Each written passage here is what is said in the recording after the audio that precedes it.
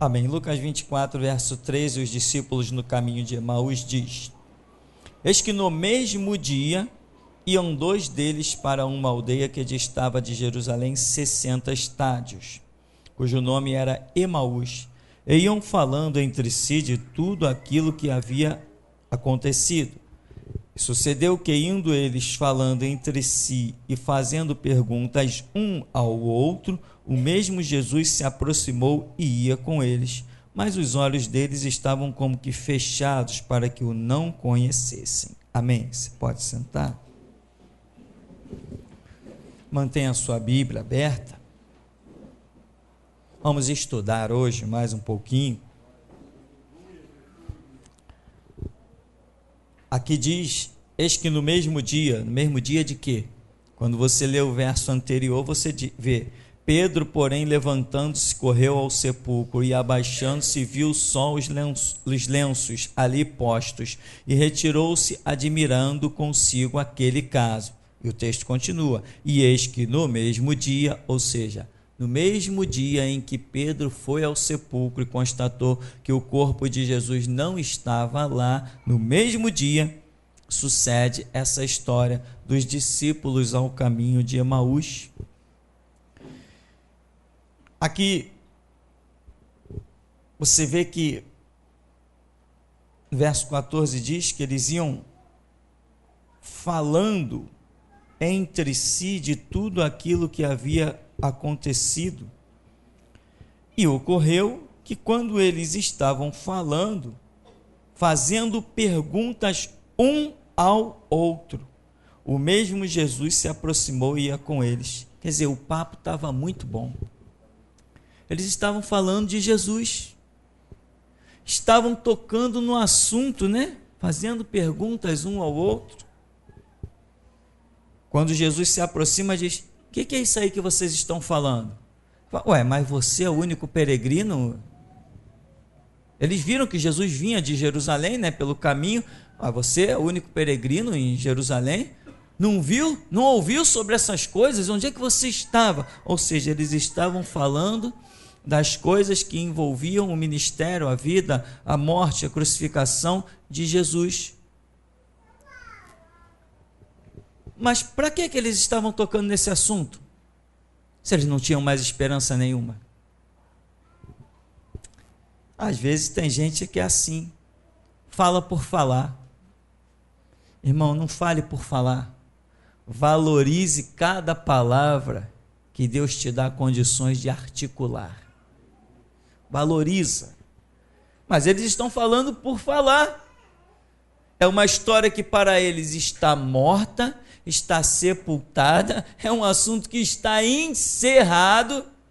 Eles estão tomando o caminho de Emaús, eles não têm nenhuma intenção de voltar a se reunir à semelhança do que faziam no tempo que Jesus estava vivo, na visão deles, mas eles estão falando de Jesus. Tem muitas pessoas que inutilmente falam de coisas que não acreditam. Tem muita gente que fala das coisas de boca para fora. E aqui qual era o papo deles? Jesus, varão poderoso em palavras e obras. Jesus, o cara que tremendo tal, mas acabou. Ou seja, apenas conversa fiada. Porque de toda aquela glória que eles estão falando, eles não estão sendo participantes. Porque a visão deles já foi sepultada, junto com aquela pedra que rolaram para o túmulo. Irmão, não existe pedra que sepulte o nosso Cristo. Não existe espada que detenha os passos do Evangelho. Não existe lança, armas, não existe nada que possa impedir o prosseguir da igreja. A igreja, ela vai ampliando tendas, ela vai ampliando as suas estacas, como diz a profecia, e se a igreja não tivesse fracassado, irmão, hoje quem mandaria no mundo seria a igreja. Mas a igreja realmente fracassou, à semelhança desses aqui. Tinham a palavra? Tinha. Estão falando da palavra? Sim, mas não está faltando alguma coisa para eles? Foi o que aconteceu com a igreja. A igreja não tem a palavra? Tem. A igreja não tem o Espírito? Tem. Mas não está faltando alguma coisa? Não ficou faltando alguma coisa para a igreja? Que ficou para trás na dispensação da evangelização? Irmão, não pode faltar nada, nada para nós na dispensação da restauração, senão não estaremos enquadrados, não seremos restauradores. Não pode faltar nada. Lembra que eu já falei aqui outro dia? As pessoas dizem, pastor, não sei quem está pregando restauração, deixa eu ouvir. O camarada está falando de jejum? Isso não é restauração. Faltou alguma coisa para ele, e esse mínimo que faltou o desqualifica como um pregador da restauração. Na restauração não pode faltar nada. E eu desafio qualquer estudioso, teólogo, cientista da Bíblia, o que for, eu desafio a qualquer um deles olhar para uma pregação nossa, para um estudo nosso e apontar um erro. O que Deus nos tem chamado é grandioso, glorioso, e por isso não fica faltando nada. E as desculpas vêm, de vez em quando é um e-mail, pastor, desculpa, eu falei tanto mal de você. Tá bom, meu irmão, segue em frente. Águas passadas não movem moinho, amém? Ainda mais daquela igreja de um tal de Silas Malafaia, que tem por aí. Quanta gente daquele lugar me pedindo desculpa. Quanta gente! Primeiro, quem és tu? Quantos membros tem a tua igreja? As pessoas insistem em falar nisso. Quem és tu para falar do Silas Malafaia? Quem és tu? Meu irmão, não estou falando de Silas Malafaia, eu não estou falando de pessoa, eu estou falando de doutrina, estou falando de conceito religioso, ponto doutrinário, e definitivamente a igreja não divide púlpito com Satanás. Aonde entrou política, não tem Jesus Cristo. Eu cuspo nas igrejas onde o político vai atrás do seu púlpito. Porque lá Cristo Jesus, o que eu sirvo, não entra, não se mancha, não se mistura. É disso que eu falo. Muita gente atira pedra. Quem és tu? Aí depois manda um e-mailzinho, outros têm mais coragem. Ligam, e outros mais coragem ainda, já bateram nessa porta aqui para me pedir desculpa. E por essa coragem, por essa humildade, Deus mostra que está dando oportunidades. Aqui, eles estão falando das coisas de Deus, mas tem um buraco imenso que não adianta falar das coisas de Deus. Irmão, muita gente por aí está falando das coisas de Deus, mas tem um buraco espiritual na vida das pessoas que vai fazê-las fracassar, elas não vão a parte alguma. Nós vamos seguir o texto então, quando diz assim: mas os olhos deles estavam como que fechados para que o não conhecessem. Como que os olhos deles estavam fechados? Durante muito tempo eu questionei e eu fiquei com um primeiro ponto de vista que eu tinha. Bom, Jesus se manifestou, como inclusive diz algumas passagens bíblicas, Jesus se manifestou de forma diferente. Ou seja, se Jesus fosse um camarada moreno, queimado do sol e cabelo comprido, Jesus se manifestou louro, olhos azuis, cabelo curto, se manifestou de forma diferente. Eles não reconheceram Jesus. Mas hoje eu quero apresentar um outro ponto de vista. Sabe por que eles não reconheceram Jesus? Porque não existia neles a possibilidade da esperança de voltar a contemplar Jesus. Então eles estão vendo um camarada ali, conversar com eles estão ouvindo o som da voz daquele camarada, mas dentro deles tem um buraco, tem um vazio que não lhes permite fazer a associação, como Maria fez quando Jesus fala, Maria, ela diz, Rabone, porque ela tinha esperança de voltar a ver Jesus. Aleluia, Deus. Maria, que representa uma igreja, né? Representa um povo, representa uma nação, tinha a esperança de voltar a ver Jesus, mas os discípulos no caminho de Emaús, eles não têm essa esperança. Jesus desfila na frente deles, Jesus fala com eles e não adianta. Se Jesus dissesse assim, eu sou Jesus, eles diriam assim, para de brincadeira. A falta de esperança gerou-lhes a cegueira espiritual. Nós temos que ter esperança naquilo que sabemos que está fundamentado. E olha, esses homens tinham conhecimento. Mas você quer ver algumas coisas, irmãos? Nós vamos ter que dar uma corridinha, porque às vezes a gente fica brigando com o relógio. Qualquer dia eu arranco aquele relógio daquela parede ali, porque ele às vezes me incomoda. Quando estamos falando das coisas de Deus, nosso desejo é não parar, porque nós sabemos que em cada verso bíblico pode estar o sustento da nossa própria alma. E é verdadeiramente assim que eu creio. Olha aqui, nesse verso 16, os olhos deles estavam como que fechados, para que não o conhecessem, porque faltou o quê? Expectativa, faltou fé, esperança.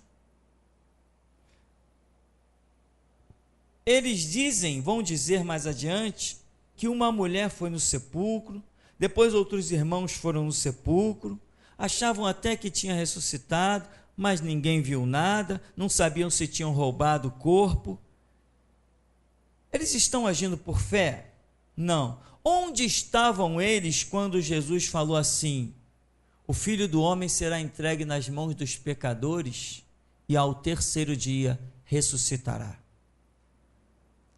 Onde estavam eles? Eu pergunto, será que esses discípulos estavam presentes quando Jesus lhes deu esta lição?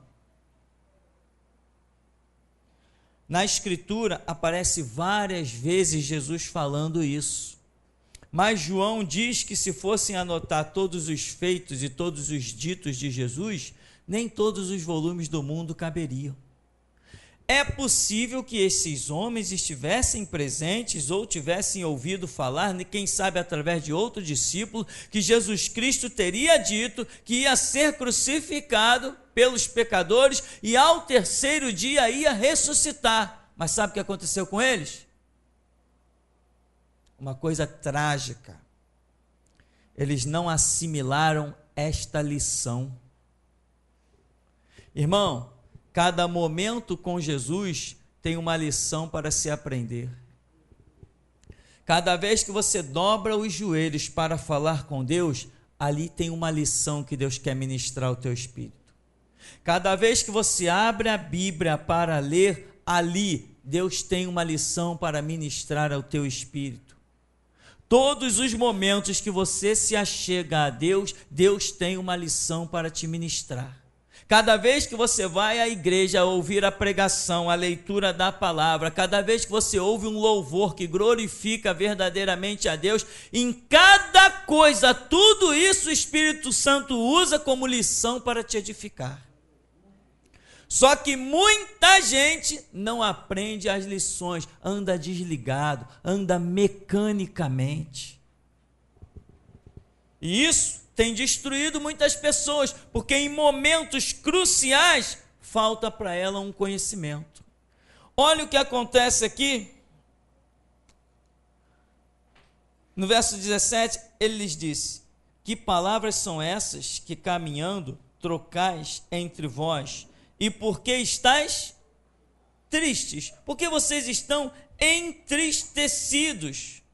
Outras palavras vão dizer assim: por que vocês estão preocupados e estão entristecidos? E nós vamos detectar que lhes falta a fé, a confiança, a esperança, talvez até um conhecimento que pudesse gerar tudo isso. Eu pergunto para cada um de nós hoje, Nós temos motivos para estar tristes? Às vezes temos. Nós temos motivos para estar abatidos? Às vezes temos. Mas eu te pergunto, quando eu elevo os meus olhos para os montes, com consciência de que o meu socorro vem do Senhor, toda tristeza não cai por terra? A fé, a confiança não me faz andar nas mais altas alturas? A confiança em Deus não me faz declarar como Abacuque, ainda que a figueira não floresça, não haja fruto na videira, o produto da oliveira minta, todavia eu me alegrarei no Senhor e exultarei no Deus da minha salvação? Não é isso que a fé produz? E a fé vem por ouvir pela palavra de Deus. Então faltou alguma coisa dentro desses homens. Alguma lição não foi aprendida por esses homens. Seguindo, respondendo um cujo nome era Cleopas, disse-lhe: és tu só peregrino em Jerusalém e não sabes as coisas que nela têm sucedido nestes dias? Então lhes perguntou: quais? Eles lhes disseram: as que dizem respeito a Jesus o Nazareno, que foi um profeta poderoso em obras e palavras diante de Deus e diante de todo o povo. E como os nossos principais, os principais dos sacerdotes e os nossos príncipes o entregaram à condenação de morte e o crucificaram. Só um parêntese para o que este homem coloca. Quando ele diz, Jesus foi um homem aprovado diante de Deus, foi aprovado diante do povo, com palavras, com obras, o camarada era o tal, mas ele tinha inimigo. Quem eram os inimigos dele? As autoridades e os sacerdotes. Aprendeu essa lição, irmão? Jesus tinha inimigos. Não era o povo, porque diante do povo, né, está dizendo que ele era aprovado diante de todo o povo. Claro que a gente sabe que não é 100%, imagina. Mas quem aqui se apresenta como inimigo de Jesus, na visão desse Cleopas? As autoridades, como diz outra versão, especificando, e os sacerdotes eram os inimigos de Jesus. Irmão, quando você for uma pessoa aprovada diante de Deus, em palavras e obras, você terá inimigos, que são os líderes da sociedade, tanto líderes, entre aspas, religiosos, quanto autoridades armadas, que compõem os exércitos das nações. Esses são os inimigos daqueles que andam transbordantes do Espírito Santo. Aqui ele vai dizer ainda: nós esperávamos que fosse ele o que remisse Israel, mas agora com tudo isso, é já hoje o terceiro dia desde que essas coisas aconteceram. É verdade que também algumas mulheres dentre nós nos maravilharam, as quais de madrugada foram ao sepulcro. Não achando o seu corpo, voltaram dizendo que também tinham visto uma visão de anjos, que dizem que ele vive. Alguns dos que estavam conosco foram ao sepulcro e acharam ser assim como as mulheres haviam dito, porém não ouviram. Quer dizer, porém não ouviram. Já que ninguém viu, o que eu faço com as palavras dele, já que ninguém viu que ele vive? Mas ele não disse que viveria? Aí, meu irmão, é aí que entra a questão, o que Jesus vai dizer agora. E ele lhes disse: honestos e tardos de coração, para crer tudo o que os profetas disseram. Porventura não convinha que o Cristo padecesse essas coisas e entrasse na sua glória? Irmão, olha como Jesus chama estes homens, seus loucos, seus malucos, desequilibrados. É isso que Jesus está dizendo para eles. Tardos de coração. O que é isso? Vocês deveriam estar crendo em coisas lá na frente, vocês estão atrasados. Vocês são malucos, vocês são nécios, vocês são negligentes, tardos de coração. Não era assim que convinha? Não é isso que está escrito na Escritura? Seus tardos, seus retardados.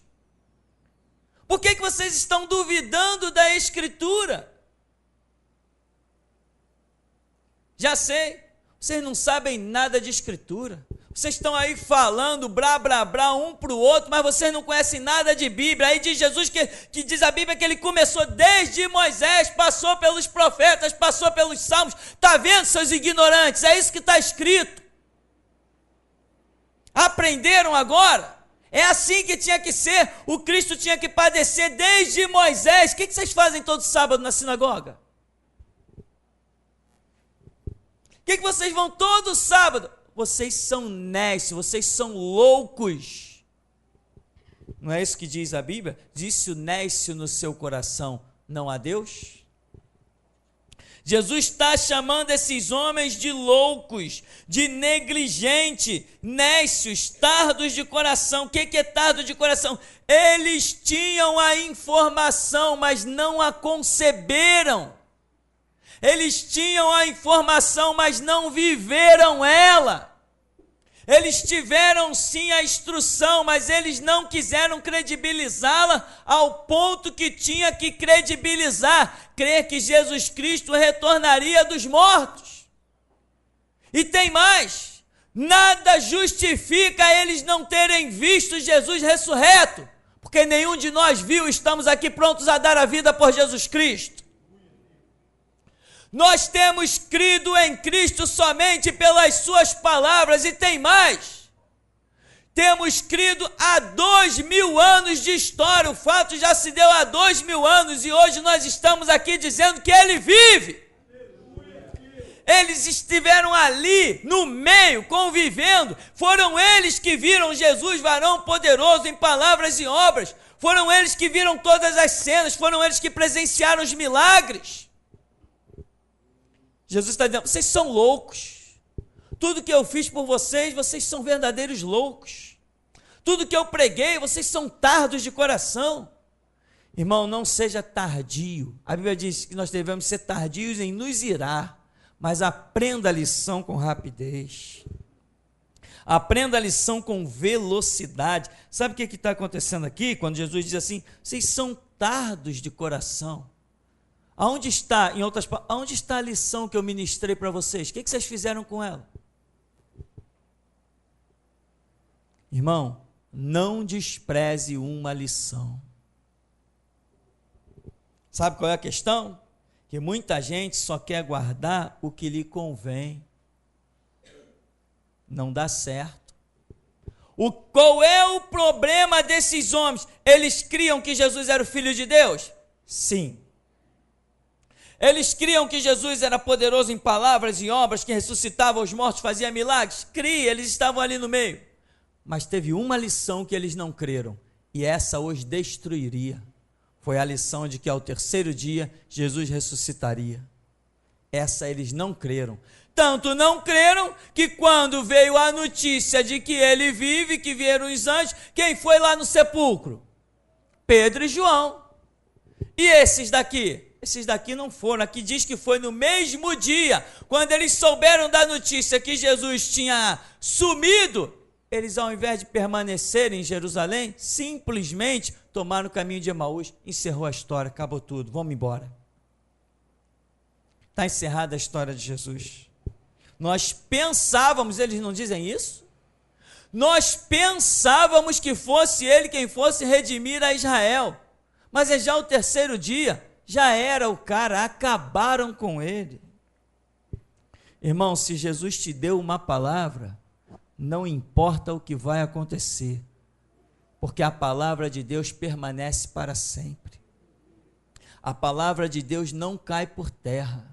Quando o Senhor diz assim, eis que aí te dou poder para pisar serpentes e escorpiões e toda a força do diabo, nada vos causará dano algum. Essa palavra vale quando o teu adversário é um anão e vale quando o teu adversário é um gigante.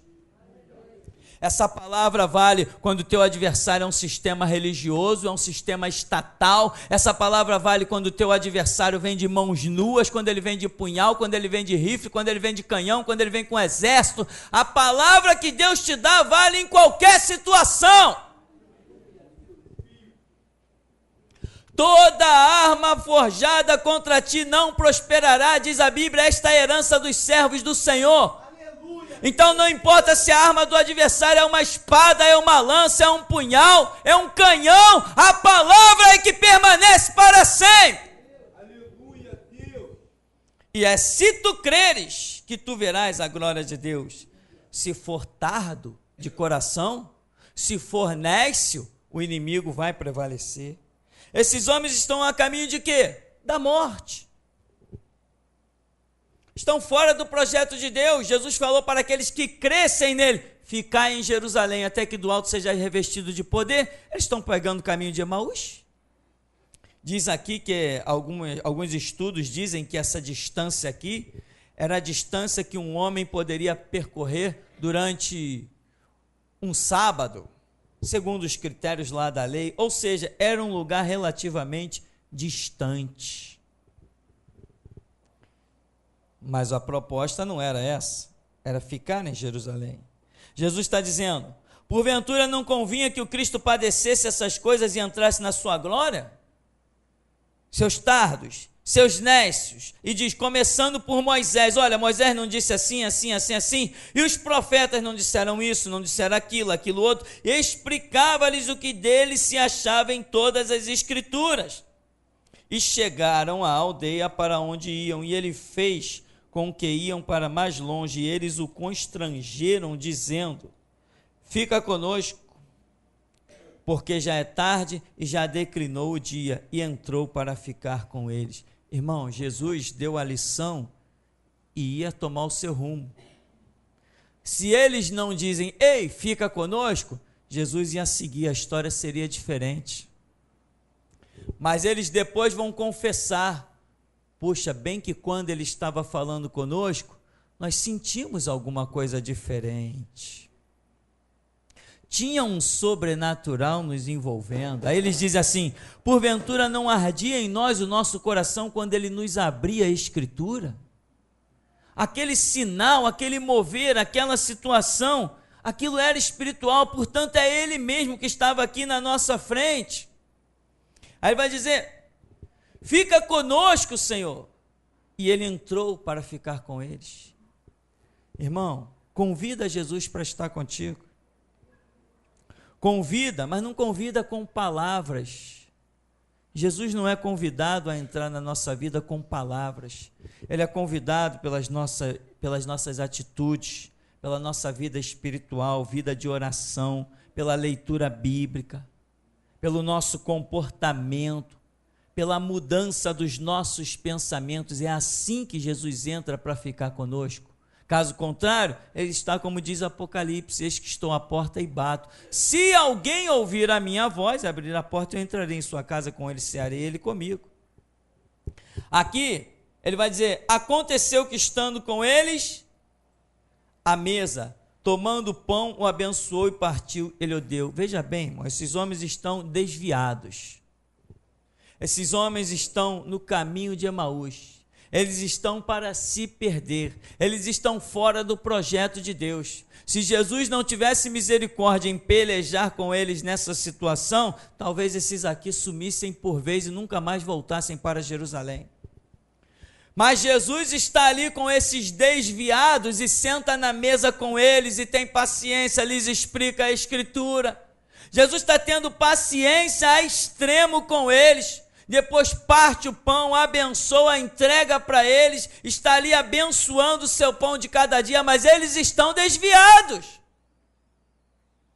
Ou seja, na presença de Jesus, mas desviados.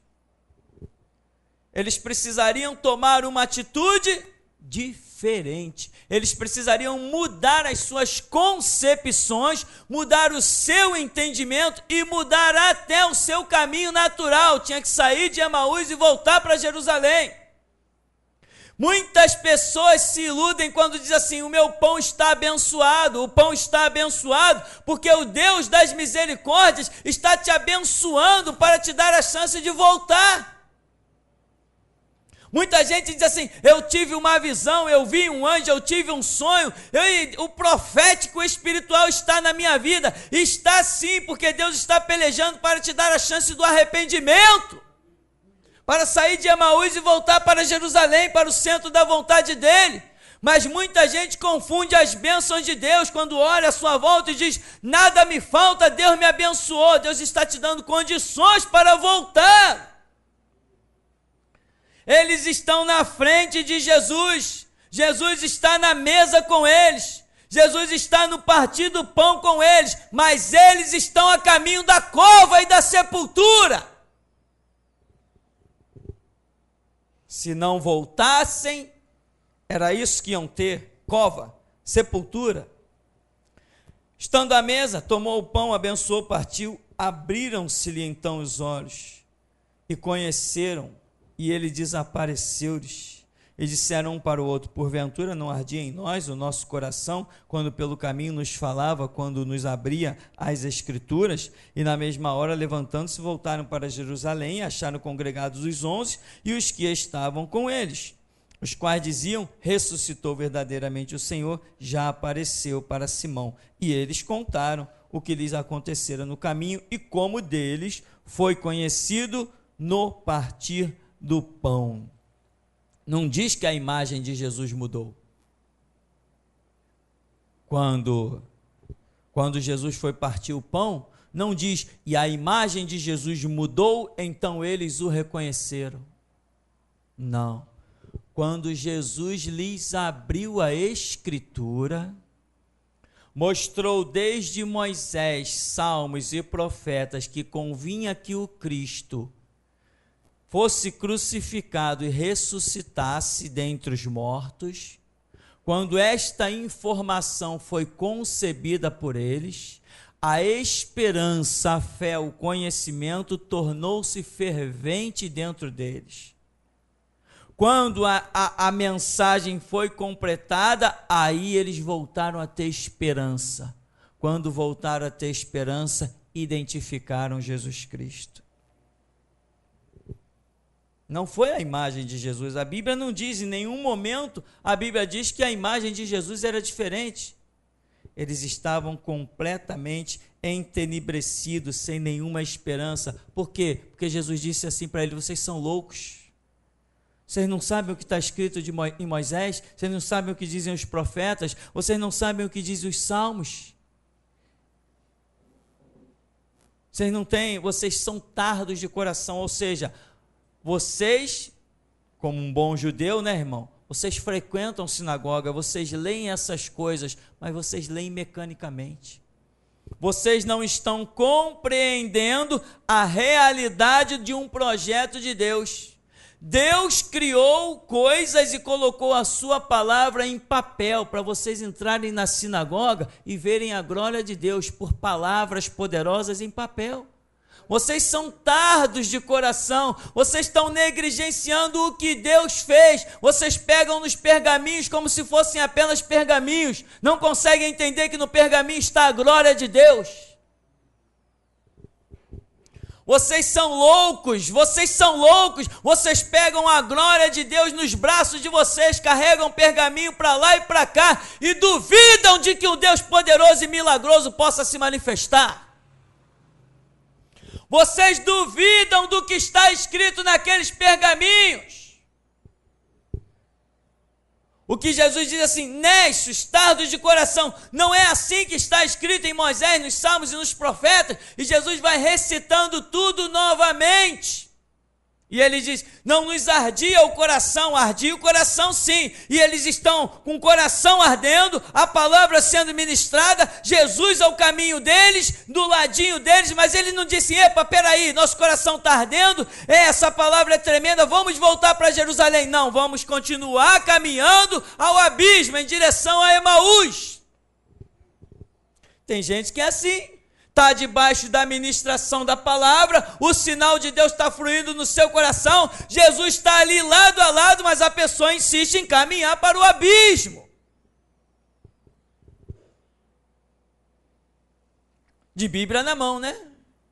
Carrega a Bíblia para cá, carrega a Bíblia para lá, como se fossem os pergaminhos naquela época, né? Todo mundo carregava lá de um lado para o outro, os responsáveis, mas quando Jesus se manifestou, quem conheceu Jesus? Os sacerdotes foram que planejaram, traíram, assassinaram a Jesus Cristo. Então, meu irmão, quando aquele aqui no verso 25, tem um que diz assim: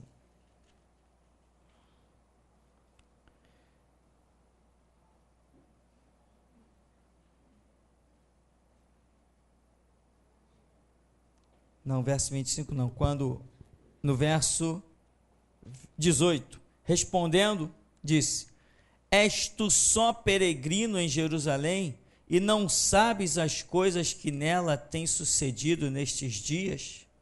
Eles sabiam. E o que adiantou?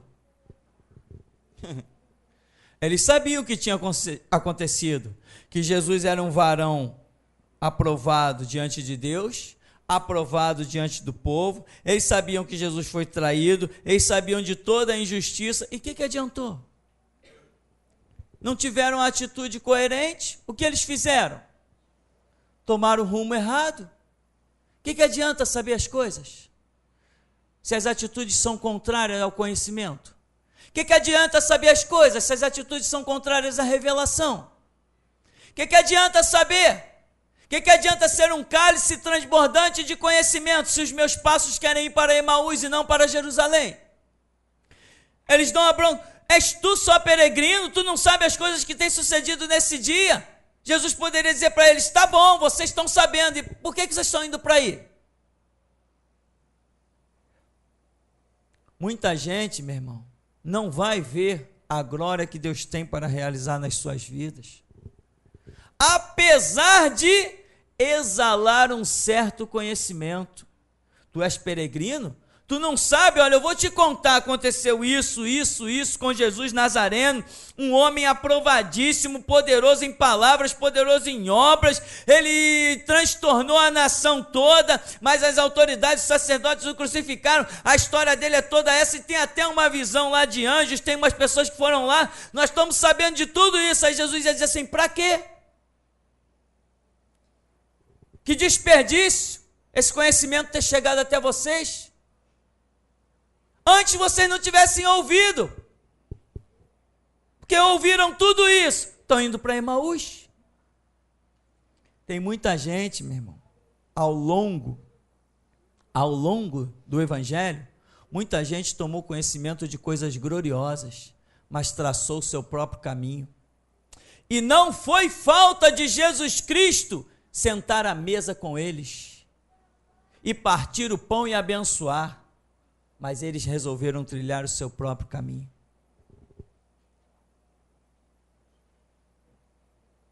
Hoje, aqui nesse ministério, eu não prego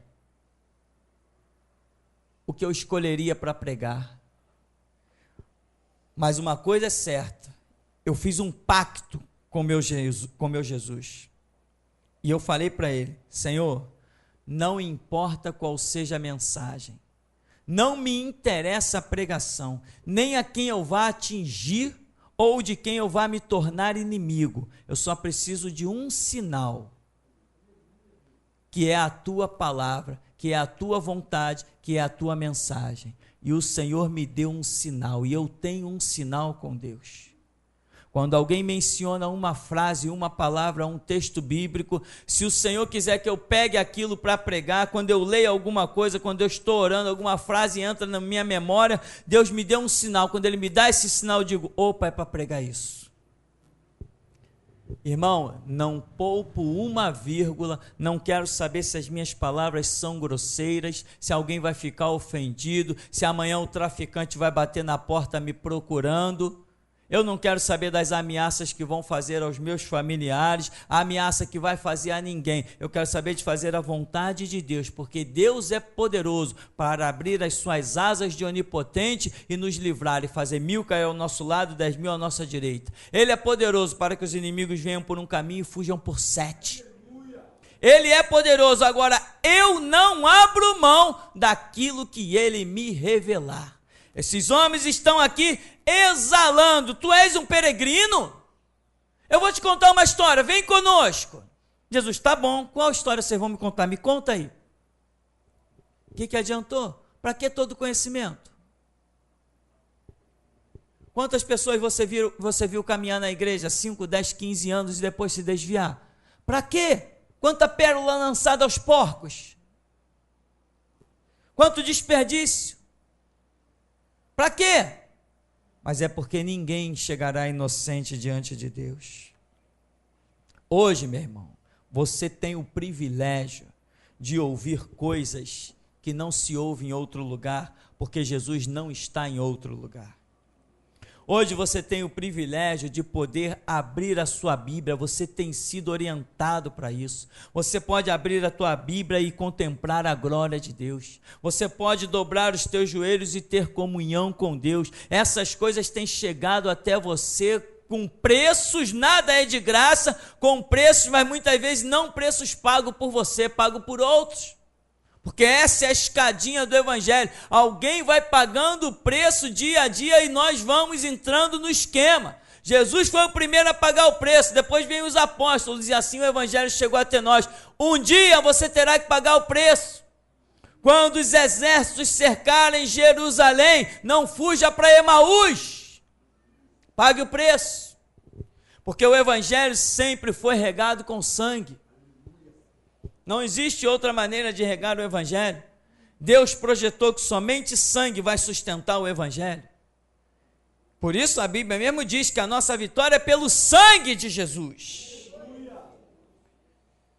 Irmão, te firma para você ver a glória de Deus. Te firma para que quando as viroses venham assolando o mundo, você respire fundo e diga, só o Senhor é Deus. Te firme para que quando os adversários vierem armados, gigantes, terríveis, você diga, hoje mesmo o Senhor te entregará nas minhas mãos e toda a terra saberá que há Deus em Israel. Te firme, irmão, te firme. Esse conhecimento já está dentro de você. Não tome o caminho de Emaús. Deus tem ministrado coisas poderosas. Uma vez eu estava um pouco entristecido talvez não, um pouco desorientado. E eu parei diante de Deus e eu falei assim, mas Senhor, eu tive tanto dos teus sinais. Eu senti tanto a tua presença dentro das igrejas. Eu faltava há pouco ser arrebatado nos bancos diante de pregações. Senhor, eu senti aqueles arrepios, aquelas forças explosivas dentro de mim. Deus, aquilo não pode ter sido simplesmente uma emoção, aquilo não pode ter sido simplesmente um fruto das minhas emoções, da minha mente. Aquilo era sobrenatural, porque eu não conseguia sentir aquilo a hora que eu queria. Tinha momentos específicos para eu sentir aquilo. Deus, aquilo vinha do Senhor, ou era da minha mente, ou era dos meus sentimentos? E eu fui para a igreja, meio largado, meio desesperançado com algumas coisas, mas eu fui em busca de uma resposta. E quando eu estou lá sentadinho, lá quase no fim da igreja grande, uma irmã profeta ministrando à frente da igreja virou e disse assim, você aí atrás, assim te manda dizer o Senhor, Ele não se esqueceu de ti. Irmão, sustento que você tem, mantém. O vento do Espírito só sopra na hora certa. O vento do Espírito só sopra na hora certa. Aí a profeta foi e disse assim, Deus tem uma grande obra na tua vida, irmão. Depois que Deus disse tinha essa grande obra na minha vida em 94, só fomos fundar a igreja em 99. Deus continuou trabalhando, mas Ele me deu uma palavra. E eu guardei aquela palavra, que Ele tinha uma grande obra na minha vida. E de vez em quando alguém vinha e profetizava essa mesma expressão, a grande obra, e hoje eu vejo que a obra era tão grande que nenhum profeta ousaria profetizar o tamanho dela.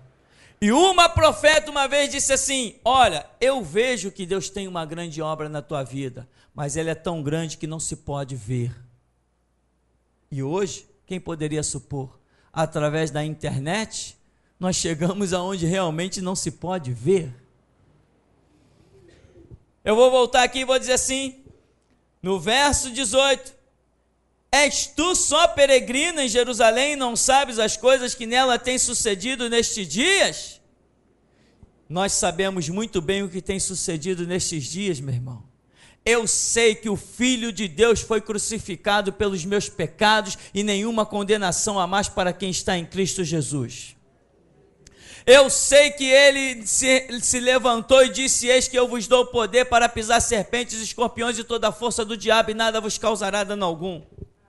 Eu sei que Ele tem dito que 1000 cairão ao meu lado, 10.000 à minha direita, e eu não serei atingido. Eu sei que Ele tem dito que vai botar o meu pão com fartura. Eu sei que Ele tem dito que os inimigos vão fugir por 7 caminhos. Eu sei que Ele tem dito que vai me colocar por cabeça e não por cauda. Eu sei que Ele tem dito essas coisas, mas eu não posso deixá-las escapar ou ficar dentro de mim sepultadas. Eu sei que Ele disse que tem uma obra revolucionária na minha vida e que nesse lugar faria a seleção de um exército. Eu sei, então você também não pode deixar as palavras escaparem ou ficarem sepultadas dentro de você. Você não é apenas um ouvinte desapercebido da Escritura, você é um praticante da verdade. Irmão, não adianta, como esses homens. Tu não sabes das coisas que têm acontecido, foi isso, tá bom, Jesus diria, tá bom, e daí? O que vocês estão fazendo com isso aí? Esse conhecimento todo que vocês estão aí, o que vocês estão fazendo com ele? Irmão, comece a colocar o teu conhecimento em ação. Sabe como? Não é saindo pela rua desesperado, não. Vai com calma e humildade. Uma vez um profeta se levantou para mim e falou assim: você é engraçado, né? Você tem uma oração diferente. Você ora mencionando a palavra. É o conhecimento que estava dentro de mim. Eu ia falando com Deus e citando a palavra, falando com Deus e citando a palavra, falando com Deus e citando a palavra. Tem palavra dentro de você? Põe ela nas tuas orações. Ao invés de dizer: Deus abençoa o meu negócio, Deus me dá dinheiro, Deus me dá aumento. Meu irmão, Jesus não está nem aí para isso. As bênçãos dele já estão incluídas quando se busca o reino de Deus e a sua justiça em primeiro lugar. As bênçãos de Deus é isso, é reino de Deus e sua justiça em primeiro lugar, e as demais coisas serão acrescentadas. Vamos mudar a tua oração. Tem conhecimento de Deus dentro de você? Então, Deus, eu te louvo. Deus, eu te glorifico, tu és Senhor absoluto, a porta que tu abre ninguém fecha. Deus, eu sei que debaixo das tuas asas todos estão guardados, 1000 caem ao nosso lado, 10.000 à nossa direita. Tu és o único Senhor soberano, sempre eterno, glorioso. Tu és aquele que habita sobre anjos, arcanjos, querubins e serafins, sobre principados e potestades. Nenhuma das tuas palavras cai por terra, tudo quanto tu dizes é verdade e está estabelecido. Tu és dominador sobre todos os reinos das gentes e na tua mão há força e há poder. Deus diz assim: tá bom, eu já sei, deixa o resto comigo. Agora, Deus, eu estou aí numa miséria, Deus, eu estou... Ah, tá, tem gente até que mente, meu irmão. Meu irmão, você não tem que dar satisfação a ninguém da tua vida particular, ninguém está te pedindo. O que você tem é teu e o que você não tem é problema teu. Não chora miséria. Não chora miséria porque crente não é miserável. Crente que chora miséria envergonha a palavra de Jesus Cristo. Se chorar miséria, é isso que você vai ter, miséria. Porque a palavra do meu Deus diz o quê? Nunca vi desamparado o justo, nem a sua descendência mendigar o pão. Mas tem gente que é sempre o coitadinho, é sempre o próprio coitado, está sempre na dificuldade, está sempre na necessidade. Mentira! Então não serve a Jesus Cristo. Quem serve Jesus Cristo verdadeiramente, ele disse, digno é o meu obreiro do seu salário. E o salário dele não é miséria. O salário dele pode ser o mínimo, mas com ele é o máximo. Aleluia a Deus! Santo, santo, santo! Nunca vi desamparado o justo. Não está dizendo nunca vi desamparado quem recebe salário alto. Nunca vi desamparado quem trabalha em cargos públicos. Nunca vi desamparado o justo. Aleluia a Deus! Para de chorar a miséria. Senão é para lá que vai, para a miséria. E ainda vai ser excluído da congregação, para não envergonhar o nome de Cristo, que nesse lugar que é glorioso. Aleluia! Põe o que está dentro de você em ação, meu irmão. Não diga sou necessitado da graça de Deus, isso eu sou. Mas quem tem a graça de Deus tem todas as coisas. Se tu é rico, meu irmão, glorificado seja Deus. Se tu está em dificuldade, vá para os pés do Senhor e tu serás um rico. Muita gente está cheio de coisas dentro de si, cheio de conhecimento, mas não adianta de nada. És tu só peregrino em Jerusalém, tu não sabes estas coisas? Nós estamos sabendo, nós conhecemos toda a história. Jesus nasceu de uma virgem, olha, ele foi posto na manjedoura, os reis magos vieram e tal, deram presente e tal, ele cresceu, com 12 anos, Jesus estava arrebentando, dando aula para os escribas, para os rabinos, e depois ele foi para o deserto ser tentado, ele venceu o diabo na tentação, depois ele antes ele foi batizado, o Espírito Santo desceu sobre ele em forma de pomba, teve uma voz que falou, este é meu filho amado em quem me compraz, nós vimos tudo isso, tá bom, e daí? O que adianta um arco e flecha na mão de quem não tem força para puxar o arco? Que adianta uma metralhadora na mão de quem não entende, não sabe como funciona? O Evangelho de Cristo, meu irmão, nele você encontra todas as armas que você precisa. Nele você encontra todos os remédios que você precisa. No Evangelho de Cristo você encontra a glória de Deus. Só que muita gente está cheio desta palavra, mas não põe em prática. Na hora que tem alguma dificuldade, prova, luta, todo mundo tem. Na hora da dificuldade, não vai bater na porta de ninguém não, meu irmão. Aprende a dobrar os joelhos. Põe para fora o que você tem. Experiência com Deus vale mais que milhões. Muita gente fica chorando miséria e não vai ver a glória de Deus. Então, meu irmão, Jesus fala assim, depois da bronca que o homem dá a ele, tu não sabe de nada? Tu não sabe das coisas que sucedeu a Jesus? O Nazareno e tal. Aí Jesus diz assim, vocês são negligentes. No verso 25, são tardos de coração para crer tudo que os profetas disseram. Esse conhecimento que está dentro de vocês aí é falso. Não surte efeito. Vocês não estão crendo em nada do que os profetas disseram, é conversa fiada. Eu vou ensinar para vocês a verdade. Desde Moisés até os salmos e os profetas aprenderam. Aí eles sentiram a palavra arder nos seus corações. Então, meu irmão, não tenha um falso ensinamento. O que é um falso ensinamento? Não é que o ensinamento seja falso, é quando você não torna ele eficaz na tua vida. O apóstolo Tiago diz assim, não vos enganeis com falsos discursos, né? Mas ali não se trata de falsos discursos, se trata de discursos verdadeiros, porém não credibilizados.